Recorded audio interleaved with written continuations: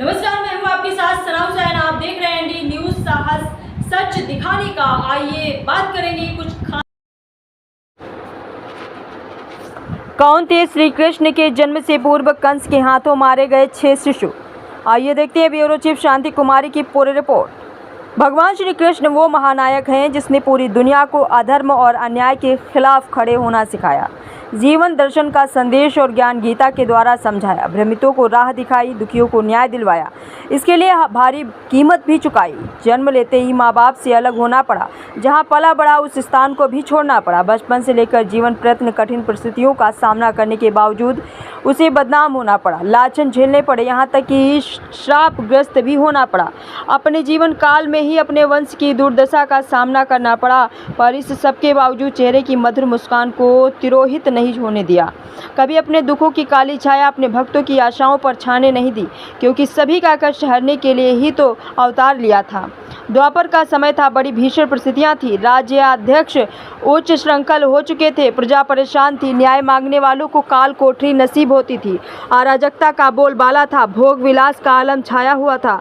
उस समय मथुरा का राज्य कंस के हाथों में था। कंस निरंकुश का वह पाषाण हृदय नरेश था। वैसे तो वो अपनी बहन देवकी से बहुत प्रेम करता था, पर जब से उसे मालूम हुआ कि देवकी का 8वां पुत्र उसकी मृत्यु का कारण बनेगा, तभी से उसने उसे काल कोठरी में डाल रखा था। किसी भी तरह का खतरा मोल ना लेने की इच्छा के कारण कंस ने देवकी के पहले 6 पुत्रों की भी हत्या कर दी। कौन थे वे अभागे शिशु? ब्रह्मलोक में स्मर, उद्रीर्थ, परिश्रंग, पतंग, क्षुद्रमर्त व घृणी नाम के 6 देवता हुआ करते थे। ये ब्राह्मणी के कृपा पात्र थे। इन पर ब्रह्मा जी की कृपा और स्नेह दृष्टि सदा बनी रहती थी। वे इन 6 की छोटी मोटी बातों और गलतियों पर ध्यान न दे उन्हें नजरअंदाज कर देते थे। इसी कारण उन 6 में धीरे धीरे अपनी सफलता के कारण घमंड पनपने लगा था। ये अपने सामने किसी को कुछ नहीं समझने लग गए। ऐसे में ही एक दिन उन्होंने बात बात में ब्रह्मा जी का भी अनादर कर दिया। इसे ब्रह्मा जी ने क्रोधित होकर इन्हें श्राप दे दिया और तुम लोग पृथ्वी पर दैत्य वंश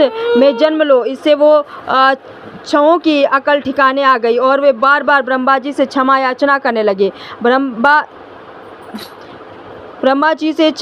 ब्रह्मा जी को भी इन पर दया आ गई और उन्होंने कहा कि जन्म तो तुम्हें दैत्य वंश में लेना ही पड़ेगा, पर तुम्हारा पूर्व ज्ञान बने रहेगा।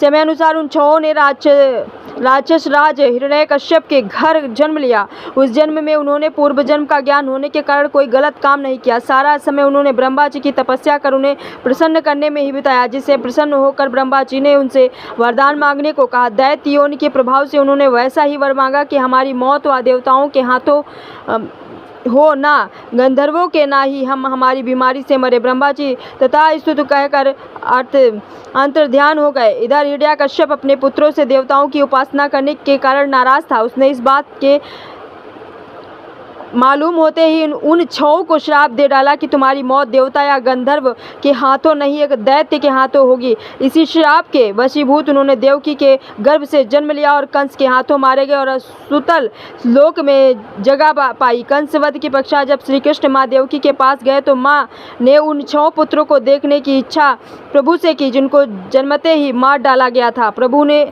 सुतल लोक से उन 6 को लाकर माँ की इच्छा पूरी की। प्रभु के सानिध्य और कृपा से ही वे फिर देवलोक में स्थान पाए। आइए देखते हैं पूरी रिपोर्ट।